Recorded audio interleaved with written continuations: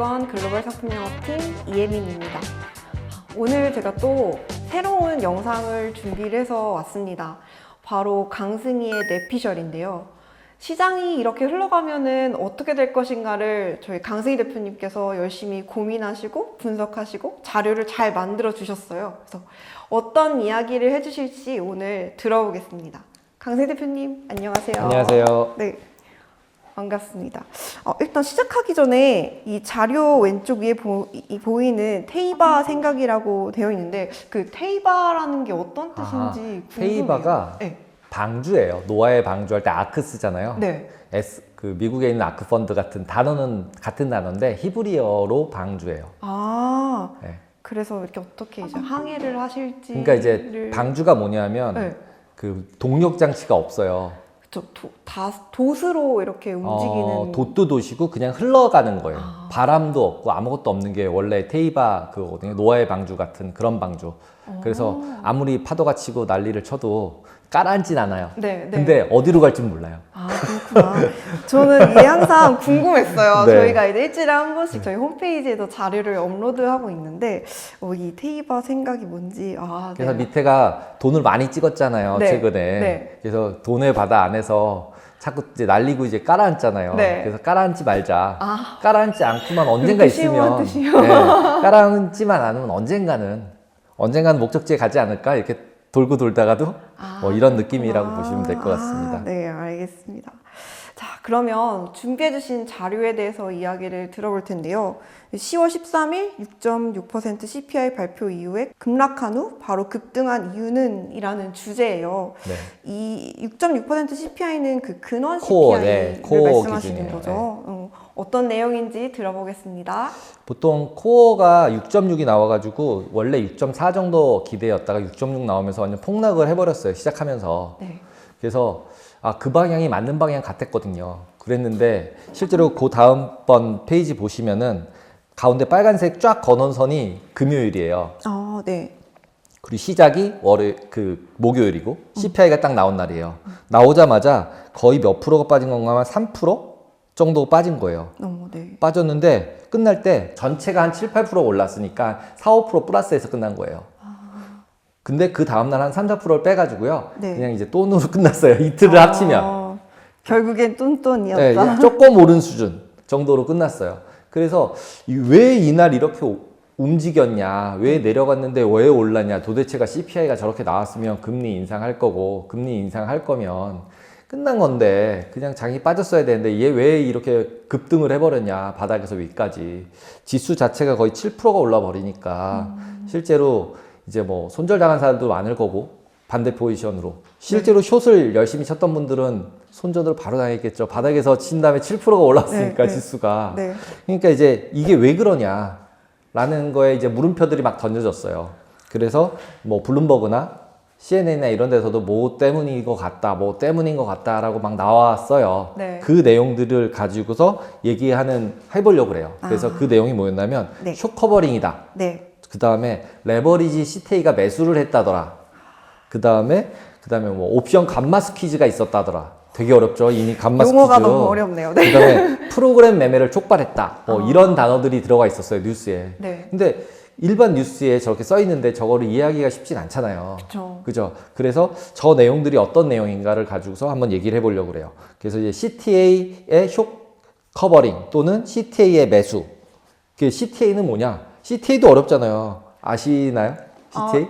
대충 어떤 거를 하시는 분들인지는 알고 있어요. 미국에서 뭐 자산을 이제 대신 운용을 하실 때 뭐 전략 같은 거를 본인들의 전략을 기준으로 네. 대신 운용을 해주는 뭐 운용사 역할 정도? 운용사인데 네. 실제로는 선물만 가져요. 네. 선물만 가지고. 네, 선물만 가지고 레버리지를 풀로 써서 시스템 트레이딩 아시잖아요. 네. 룰 만들어서 룰대로 트레이딩 하는 거. 그거를 하는 헤지펀드의 한 전략이라고 보시면 돼요. 그래서 레버리지도 많이 쓰고 그 다음에 모든 선물을 다 해요. 소, 밀, 금, 뭐 그러니까 지금 얘기하는 커머디티잖아요. 네. 그리고 이제 금융자산까지. 왜 이게 C가 붙었냐면 커머디티예요. 약자가. 커머디티 트레이딩 어드바이저예요. 그러니까 실제로 선물 시장 같은 경우는 커머디티에서 시작을 했잖아요. 네. 금융 선물은 나중에 나온 거거든요, 원래. 그래서 그 커머디티가 나왔을 때 그걸 선물을 가지고 트레이딩 하던 사람들이 어드바이스 해주는, 그래서 CTA라고 이름이 붙은 것 같아요.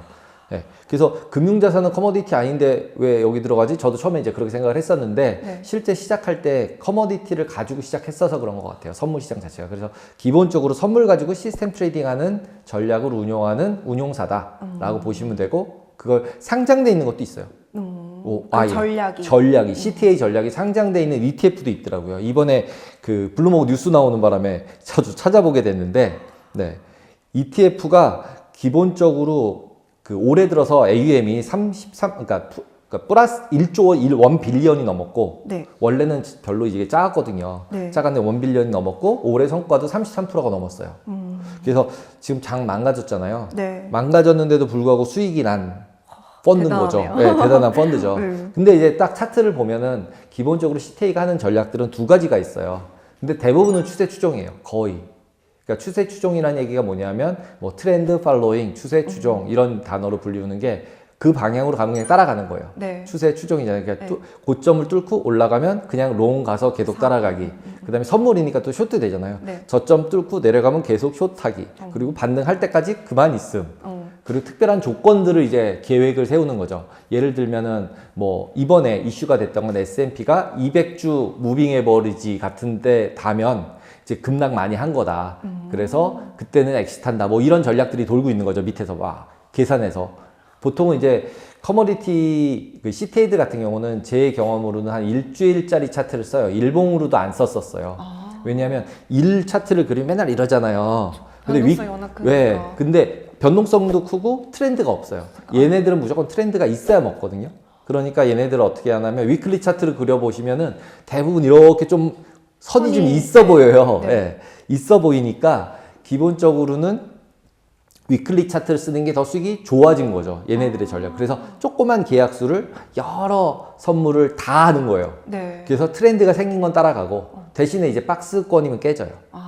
공짜는 없잖아요. 네. 그죠? 공짜가 없으니까 박스권일 때 깨지고 트렌드가 있으면 먹는 전략을 사용을 해요. 그래서 뭐 터틀이다, 뭐다, 뭐 이러면서 여러 가지 뭐 전략들을 설명하는 데들 되게 많은데 기본적으로는 트렌드를 따라가는 전략을 쓴다라고 보시면 돼요. 그래서 고점 돌파하면 못 따라가기. 그래서 보통 모멘텀 전략이라고도 부르죠. 예. 그렇게 보시면 되고 그 그림에서 보시면은 지금 애뉴얼 리턴 보시면은 완전 점프를 했죠. 네. 원래 최근 들어서는 성과가 그렇게 좋지는 않았어요. 한 5% 정도? 주식이 매년 막 5%, 10%씩 올랐잖아요. 그런데 비해서 5%니까 그렇게 좋은 건 아니었잖아요. 예, 과거 보시면은. 그리고 이제 2010년도 이후, 10년도에 한번 벌고, 그 다음서부터는 계속 손실 나다가 한 번 또 많이 벌고, 손실 나다가 조금 벌다가 올해 왕창 벌었어요. 근데 이제 제가 아까 전에 200일이라고 말씀을 드렸잖아요. 그래서 네. 그 다음 차트 한번 보시면은, 이게 이제 주 차트예요. S&P 주봉 차트를 저도 이제 그려놓은 건데, 그래서 그걸로 보시면은, 빨간색 선이 200주거든요. 네. 어때요? 딱. 점 찍고 탁 올라갔죠. 네. 거기가 그날이에요. 13일이에요. 그래서 이게 이 점을 찍으면서 네. CTA들이 포지션을 걷었다. 기존에 위에 올라갔던 거 쭉 숏 내려오는 거 쭉 먹다가 네. 걷었다. 그래서 숏 커버링 이라는 용어가 나온 것 같고요. 보통 이제 숏 커버링이 나오게 되면은 어떻게 되나요? 선물이니까. 콘탱고가 돼요. 콘탱고는 고평가잖아요. 네. 선물이 원래 지수보다 고평가가 됐는데 CTA들은 현물은 안 하잖아요. 그쵸, 주식만 선물만 하잖아요. 그러니까 선물을 계속 사니까 그냥 올라갈 거 아니에요. 네. 그러니까 콘탱고가 되니까 이걸 차익 거래하는 사람들이 선물은 팔고 주식은 사는 차익 거래를 하죠. 그러면 이걸 프로그램 매매라고 해요. 주식을 뭐 이제 경우에 따라 틀리지만 보통은 20개 이상 주식을 한 번에 쫙 사는 거예요. 네. 인덱스로. 네. 그럼 S&P 같은 경우는 S&P 500이니까 그거에 대한 포트폴리오를 만들어서 한 번에 다 사요. 네. 빵빵빵 사서 올리니까 또 올라가고, 그러면 또 올라가니까 또 CTA들은 더 사고, 그럼 또 올라가고, 이렇게 해서 쭉쭉쭉 올라갈 수 있는 그런 전략이었던 거죠. 커버하는 입장이니까. 먹고 걷는 거잖아요. 예, 숏이었던 걸. 그래서 이제 콘텐고가 나면서 프로그램 매매가 일어났다. 라고 이제 설명을 몇 개의 블룸버그 뉴스에서는 나왔어요. 그게 이제 이런 요인들이 뒤에 있었다라는 설명이라고 보시면 돼요. 그들만의 리그였지 않았나. 근데 실제로 보시면은 제가 그리고 그 다음 장은 네. DBMF라는 ETF 종목이 네. 저도 이거 모르는 종목이었는데 이거 하면서 알게 된 건데 그 트렌드 팔로잉 퀀츠 CTA 전략을 하는 네. 상장된 ETF예요. 그래서 이걸 사면 CTA 전략을 그냥 따라서 사는 거예요. 그래서 들어가 보면은 뭐 트레저리 퓨처, 그 다음에 울트라 트레저리 퓨처, 그 다음에 S&P 퓨처, 뭐 파이낸셜 퓨처들만 열심히 들어가 있어요. 그러네요. 여기 같은 경우는. 근데 보통은 이제 다른 커머디티들도 되게 많았다. 이 펀드는 보니까 커머디티보다는 약간 파이낸셜 쪽에 올인이 있는 것 같아요. 보통 커머디티를 아니면은 아까 이제 가스 쪽 보셨지만 내려가면서 또 많이 깨져서 포지션을 걷었을 수도 물론 있고요. 하지만 기본적으로 지금 현재 DBMF라는 이런 이제 CTA 펀드 같은 경우 올해 수익이 33%고 실제로 그러니까 보통 한 4, 5천억 정도밖에 안 됐었는데 이제 1빌리언이니까 1.4조잖아요. 예, 그러니까 되게 많아진 거죠. 그러니까 이런 부분에서 이제 성과가 분명히 났고, 그리고 그 뒤에 보시면은 올해 성과들이 나와요. 예. 올해 보시면 이게 파란색, 진한색이 아까 앞에서 본 DBMF ETF의 성과고요. 네. 그 다음 밑에 하늘색 그려놓은 게 S&P예요. 그러니까 이제 그거 두 개를 보시면은 맨 끝쪽 거 확대해서 보시면은 33.97이라고 나와 있잖아요. 네. 근데 보시면은 저게 저렇게 올라가는 구간을 보시면 주가 내릴 때 올라갔잖아요. 그렇죠. 반대로 갔네요. 네, 반대로 갔으니까 네. 쟤는 숏을 쳤겠구나. 예상할 수 있죠. 그렇죠. 그렇겠네요. 네, 숏 쳐서 먹었는데 근데 이 맨 끝쪽 보시면은 네. S&P가 올라갔죠. 네. 올라가는데 위에 올라가서 보시면 올라갔죠. 같이 올라갔어요. 같이 올라갔죠. 네. 그러니까 포지션이 바뀌었죠. 그렇죠. 그러니까 이런 게 이제 뇌피셜인 거죠. 아, 이렇게 올랐으니까 얘네가 포지션을 걷었을 거야. 그러니까 뉴스에 나온 게 대충 맞았을 거야. 라고 이제 추측을 해볼 수 있는 거죠. 오, 짐작해볼 만한데요. 네, 짐작해볼 만하죠. 네. 근데 여기에 또 추가가 된 게 있어요. 그 진짜 어려운 단어, 옵션 감마 스퀴즈. 어렵잖아요, 네, 일단. 어려워요. 네, 어려운 단어잖아요. 네. 그러니까 스퀴즈가 이렇게 짜는 거잖아요. 네. 그러니까 반대로 확 짜서 올리는 거예요. 원래는 자기는 이제 내려가고 있었는데, 예를 들어서 내려가는 쪽으로 베팅을 하고 있었는데 올라가면서 어쩔 수 없이 포지션이 강제로 청산당하는 것들. 예.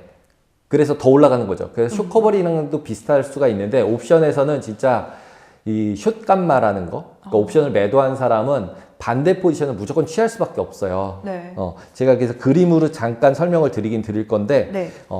일단 옵션에서 감마라는 게 있고, 그 다음에 주가가 풋옵션, 그러니까 옵션 또 콜옵션, 풋옵션 설명도 해야 되잖아요. 또 어렵잖아요, 그것도. 그래서 그거는 좀 뒤에 보고, 일단 옵션은 페이오프가 일직선이 아니에요, 선물처럼. 네. 꺾여 있잖아요. 네. 그래서 많은 분들은, 하생하는 분들이 여기에 청자하시니까 콜옵션, 풋옵션은 아실 거 아니에요, 그죠? 그렇죠. 풋옵션은 내려가면 돈 버는 거고, 콜옵션은 올라가면 돈 버는 거다. 그래서 보통은 그냥 약간은 이제 방향성 베팅을 하시잖아요, 개인분들은. 올라갈 것 같으면 콜 사고, 내려갈 것 같으면 풋 사고. 그럼 누군가는 팔 거 아니에요. 그죠? 누군가 파는데 누가 파냐면 시장 조성자들이 팔거든요. 그러면은 개인들이나 이거 사는 사람들은 아웃라이트로 방향을 맞추겠다라고 해서 팔지만, 그러니까 사지만, 실제 해지하는 사람은 해지를 해야 될 거 아니에요. 그렇죠. 마진을 붙여서 팔고, 그걸 해지하는데, 그 해지할 때는 선물을 같은 걸로 하거든요. 네. 풋옵션이냐, 콜옵션이냐, 산 사람이냐, 판 사람이냐의 방향에 따라서 되게 헷갈리는데, 예를 들면은, 이번 같은 경우는 개인들이 풋옵션을 갖다가 산 것 같아요. 네. 그러니까 CPI가 딱 나왔잖아요. 네. 나왔으니까 풋옵션들을 왕창 사는 거죠. 왕창 사니까 어떻게 되냐면 이렇게 생겼잖아요. 네. 생긴 게. 네. 그러면 이제 판 사람의 입장에서는 그걸 해지해야 되니까 내려가면 돈 줘야 되잖아요. 그렇죠. 그러니까 선물을 팔았겠죠. 네. 그러니까 파니까 당연히 빠졌겠죠. 더 빠졌겠죠, 선물이.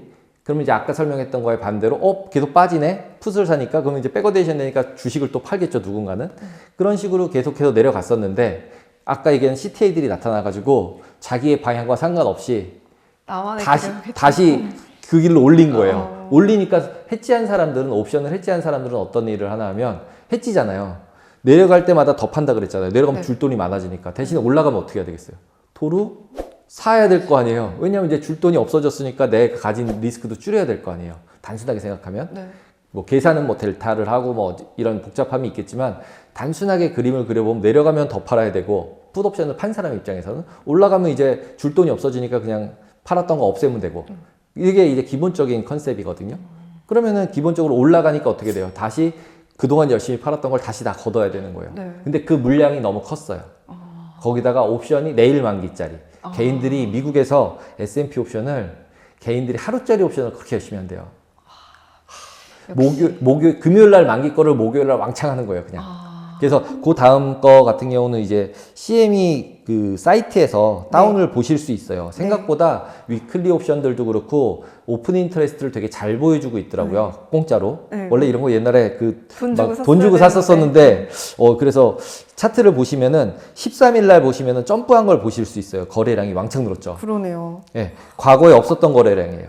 아, 그리고 보시면은 금요일 되면서 이렇게 쭉 내려간 선이 오픈 인터레스트 미결제 약정이에요. 네. 그러니까 만기니까 당연히 미결제 약정이 줄어들죠. 그쵸. 매 주마다 만기거든요, 위클리 네. 옵션이. 그래서 금요일 날은 무조건 줄어들고 그 다음서부터 쭉 일주일 동안 올라갔다 금요일 날 줄어들고 만기돼서 벗어지고 이런 형태들을 계속 보이고 있어요. 보시면 그죠? 근데 13일 날만 CPI 때 베팅을 엄청 한 거죠. 그러니까 결국은 딱 느낌으로 봐서는 풋옵션을 열심히 샀겠구나. 그러니까 밑으로 뺐을 거고 거기다 반대 매매 걸리니까 해지하는 사람들은 선물을 계속 해지를 하는 거고 원래는 프로페셔널들끼리 거래를 하면 대부분 옵션을 거래할 때는 델타 중립으로 거래를 해요. 델타 중립이 뭐냐면 어디로 움직여도 손익이 변하지 않게.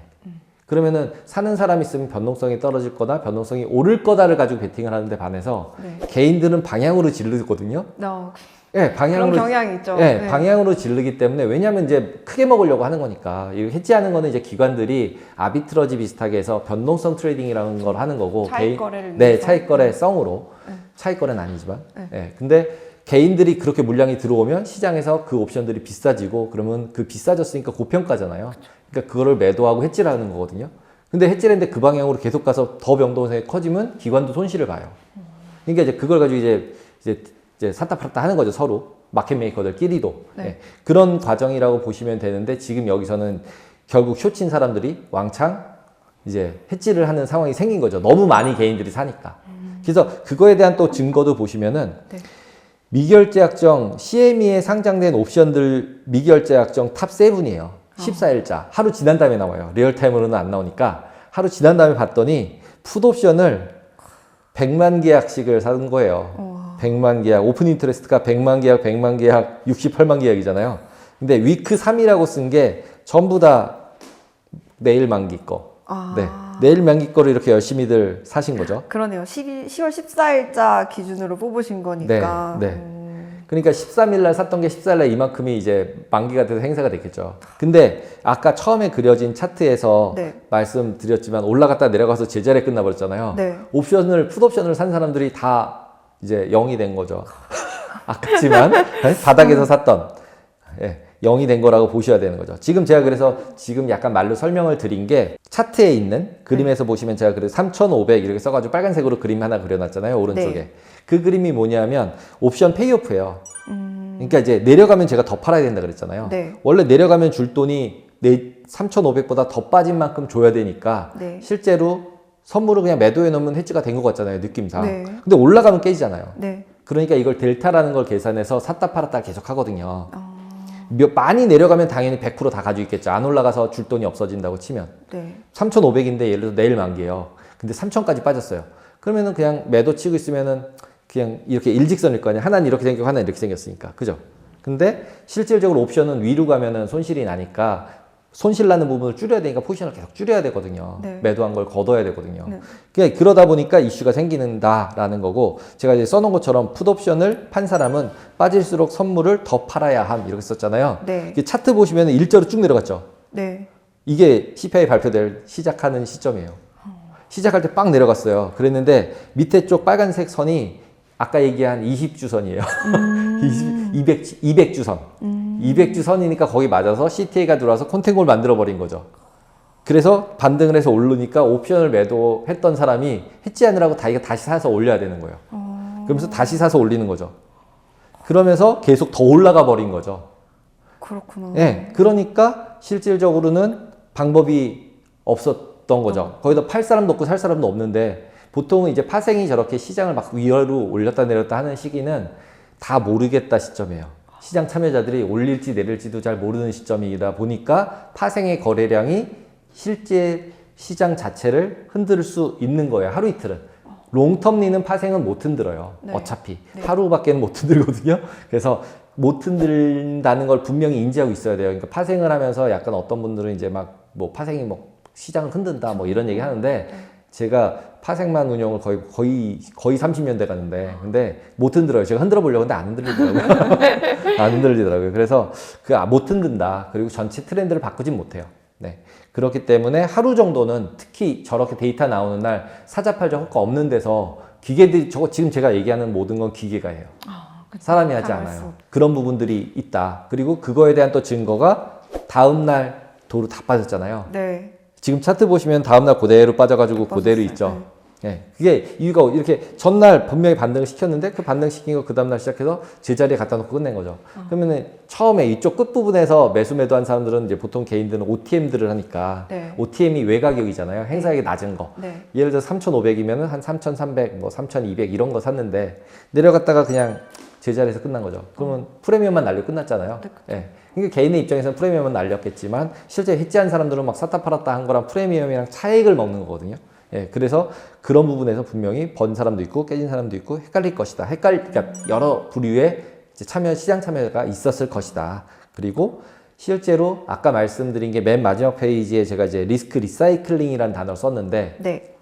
리사이클링이 뭐예요? 재활용? 재활용이잖아요. 네. 그러니까 옵션이라는 거를 매수하거나 매도를 하면 리스크가 생겼잖아요. 그러면 그걸 다시 없애는 게 리사이클링이에요. 그걸 주면서 다른 편으로. 그래서 그런 상품들을 만드는 게 장애 파생 상품이에요. 그래서 우리가 이제 잘 아는 ELS 네. 뭐 이런 것들이 다 장애 파생 상품이에요. 그걸 하면 뒤에서는 지금 했던 저런 옵션을 샀다 팔았다 막 해요. 열심히. 위에는 가만히 있는 것 같지만 밑에는 막 발을 짚고 있는 거죠. 샀다 팔았다 하면서. 그래서 그런 것도 또 그 날짜에 그냥 우연히 찾은 그냥 옵션 해가지고 찾았더니 골드만삭스가 그 날짜에 파생 상품들을 장외 상품으로 이슈를 많이 했어요. 네. 그래서 이런 거래들 원금 보장으로 상승분의 150%를 줘요. 괜찮아 보이잖아요. 원금 네. 보장이고 네. 거기다 주가도 많이 빠지는 느낌이니까. 네. 그래서 올라간 거에 150%를 주고 대신에 맥시멈 캡이 있어요. 그래서 최대 수익률이 18%예요. 네. 그러니까 12.5% 이상을 올라가면 네, 18.75% 받는 거죠. 그리고 끝난 거예요. 더 올라가도 그냥 18.75% 받고 이제 끝나는 거죠. 1년 뒤에. 그러면 이런 거에 투자하는 사람들은 어쨌든 원금 보장이니까. 그러니까 와, 이걸 제가 보면서 골드만도 돈이 필요한가? 뭐 이런 생각이 드는 거죠. 이자가 많이 있어야 이런 거를 복제할 수 있어요. 이자가 없으면 복제를 못 하거든요. 그래서 이제 미국에서 금리가 올라가다 보니까 다시 원금 보장형 상품들도 나오고 저런 상품들이 나오면 또 매수를 해요. 네. 이것도 그냥 저런 걸 팔고 나서 가만히 있는 게 아니라 올라가면 돈 줘야 되잖아요. 네. 원래 금리가 예를 들어서 5%인데 4% 지금 한 뭐 1년짜리라고 치면은 뭐 한 4%, 3%, 4% 사이 정도는 될 거예요. 골드만이라고 치면 한 5%까지 될 수도 있어요. 그러면은 5%를 내가 받았는데 만기 때 가서 18% 줘야 되잖아요. 네. 그러면은 어디서 8% 그러니까 13% 구해와야 되잖아요. 그렇죠. 그러면은 보통 이제 하는 게 주식을 사요. 또는 선물을 사요. 그래서 올라가면 벌어서 그 번 돈 주는 거거든요. 그게 해지예요. 네. 그러면은 결국은 아까 앞에서도 봤지만 선물 투기하는 사람들 또 그다음에 CTA들 그다음에 옵션 매도하는 사람들 옵션 매수하는 사람들이 막 섞여 있잖아요. 네. 그 사람들이 막 엮여서 돌아가고 있는데 실제로 한쪽으로 포지션을 확 여는 사람들은 풋 옵션 확 사는 사람들 이런 사람들은 뒤에 뭐 해지 안 하잖아요. 근데 그 반대편들은 막 해지하고 난리가 나고 있는 거죠 지금. 그러다 보니까 시장이 흔들린다라는 이제 추측을 할 수 있는 거죠. 그래서 이날 이렇게 CPI가 나오고 나서 왕창 움직인 이유가 옵션 연계된 거, 또 그 다음에 이제 CTA 연계된 거, 거기에 또 프로그램 매수 이런 것들이 막 섞여서 저렇게 됐을 가능성이 굉장히 많아요. 그러다 보니까 이제 뉴스들에서도 제가 아까 처음에 얘기했던 단어들, 네. 숏 커버링. 숏 커버링은 CTA가 숏으로 먹었는데 숏을 없애는 거. 그게 숏 커버링. 그 다음에 옵션 감마 스퀴즈는 내려가면 더 팔고 올라가면 다시 사야 되는 거. 이런 게 스퀴즈예요. 예. 그러니까 내가 원하지 않는데 꺾어야 되니까 가슴이 아프잖아요. 찢어지는 뭐 이런 느낌이라고 보시면 되고요. 그 두 가지를 기준으로 해가지고 나오는데 거기에 장애 파생 상품들까지 이제 곁들여져서 나왔다라고 보시면 될 것 같아요. 그리고 그 증거로 뇌피셜로 생각할 만한 건 옵션 볼륨이 그날 왕창 늘었다. 그리고 그 다음날 이제 미결제 약속이 확 줄었다. 네. 네. 그러니까 하루짜리를 샀는 게 확실하다 쟤네들은 뭐 이런 거죠. 그리고 뉴스에도 이미 났어요. 블룸버그에. 하루짜리 옵션 거래를 거의 10년 내 제일 많이 하고 있대요. 요즘에? 네, 요즘에. 그래서 S&P 옵션 볼륨은 거의 히스토리컬 하이 찍고 있을 거예요. 그 거래소에 보니까 수요일 만기 옵션도 네, 있더라고요. 예. 거래가 요일별로 많으니까. 다 있어요. 막 네, 먼스엔드도 거래가 많이 있고. 되니까 근데 이런 상품을 많이 만드나 봐요. 예, CM이가 별의별 걸 많이 만든 것 같아요. 네. 그래도 막 우리나라에 못하게 한다 그러는데 하루 오르면 주고 내리면 안 주고 뭐 이런 옵션도 네. 만들고 이상한 옵션들을 막 만들어서 계속 상장을 시키는 것 같아요. 근데 실제로 거래되는 거를 보면 스탠다드 원래 36910이 있던 게 제일 많고요. 네. 근데 S&P는 위클리도랑 비슷해졌더라고요. 이제 완전 차이가 나서 위클리도는 안 봤었거든요. 네. 근데 하루짜리 옵션을 했다고 뉴스에 뜬 거예요. 그래서 하루짜리 옵션을 만들어 팔진 않는데 그럼 이제 목요일 날 사고 금요일 날 끝나야 하루짜리 옵션이잖아요. 그렇죠. 그래서 보니까 위클리 옵션이 이렇게 거래가 많이 되고 있던 거예요. 위클리 옵션은 다 매주 금요일 만기예요. 네. 예. 그래서 이런 옵션들을 거래가 많이 터지는 날은 금요일 날 조심해야 되겠구나. 그래서 이게 하루 다음 날은 나오니까 그래서 매일매일 체이스를 할 수 있는 쫓아가면서 확인할 수 있는 이제 전업 투자자는 네. 이런 것도 다 보고 있을 거예요. 그리고 그쵸. 아마도 이런 거를 기계들은 다 또 이제 스크래핑해서 해서 그렇죠. 또 전략에 또 전략에 다 사용하고 사용하니까. 또 있겠죠. 그러니까 이게 폐가 까지면은 무조건 불리하잖아요. 네, 근데 이미 이런 데이터로 많이 폐를 까고 있다. 그래서 그걸 이용해서 돈을 버는 사람들도 있을 것 같다라고 생각이 듭니다. 자료들이 뒷받침되니까 굉장히 합리적인 의심이 아닐까 네, 생각이 들어요. 일단 저도 옵션에 대해서 빠삭하지 않고 내용을 많이 모르는데 너무 어렵지 않았나요? 어려워요. 네, 어려운데 이 영상을 차근차근 한두 번 더 보면은 이해할 수 있을 것 같아요. 네, 그래서 그냥 옵션 쪽에서는 이제 판 사람은 풋 같은 경우는 콜은 마찬가지로 콜을 판 사람은 올라갈수록 더 사야 돼요. 네. 그리고 풋을 판 사람은 내려갈수록 더 팔아야 돼요. 네. 그러면은 다시 올라가면 거두면서 손실이잖아요. 네. 밑에서 팔은 다음에 올라가서 다시 사야 되니까. 그러면 결국 매수한 사람은 반대겠죠. 네. 예, 내려가면 사고 올라가면 팔겠죠. 네. 그래서 결국은 공짜는 없다. 파생시장에서는 공짜는 절대 없어요. 예, 그쵸. 그래서 뭔가 내가 손해를 보면 옵션 프리미엄 날리는 것 같지만 그걸 가지고 해지하는 사람이 있다면 저점 매수 고점 매도를 하면서 수익을 내서 프리미엄만큼 벌면 되는 거고 그쵸. 매도한 사람은 거꾸로고 근데 이제 개인들은 그냥 질러더라. 왜냐하면 한 번에 많이 먹으려고 하는 거니까. 그쵸. 그런 전략을 사실 근데 꾸리기가 사실 개인들이 어렵죠. 어렵죠. 네. 예, 그래서 그런 부분들이 있어서 그 내용들을 조금 더 생각을 해보면 어떻게 보면 이제 저도 이제 기관에 있다가 이제 조금 이제 나온 입장이니까 생각해 보면 이제 개인들이 어떻게 하면 돈을 벌 수 있을까? 나는 이제 개인의 입장에서 저도 이제 트레이딩을 해보려고 노력을 요즘 많이 하는데 그러면은 어떻게 해야 돈을 개인이 벌 수 있을까? 리소스는 한정돼 있고 그 다음에 익스펙트 리턴 좀 높은 방법들을 찾아보는데 어쨌든 남들이 뭘 하는지 알면 조금 더 내가 의사결정할 때 좋은 의사결정을 할 수 있지 않을까? 네. 라는 생각이 듭니다. 대표님이 이런 전략을 만들어주시면 어떨까요? 근데 아까 말씀드렸잖아요. 공짜는 없어요. 그쵸. 공짜가 없다 보니까 이게 맞을 때도 있고 틀릴 때도 있기 때문에 결국 제가 맨날 얘기할 때 뉴스나 뭐 이런 걸 보고 그다음에 뭐 전문가가 얘기하는 걸 듣고 뭐 해서 이제 욕하는 사람들 많잖아요. 솔직히 오른다 그랬는데 왜 안 올랐냐 뭐 저는 이제 제가 아는 지인들이나 이런 친구들이랑 얘기를 할 때는 맨날 그래요. 누른 사람이 번 거지. 클릭해서 네. 요즘 다 클릭해서 사잖아요. 네. 아니면 이제 핸드폰으로 하든가. 네. 예. 그러니까 누른 사람이 버는 거지. 옆에서 얘기한 사람들은 어차피 진정한 그 의사결정권자가 아니에요.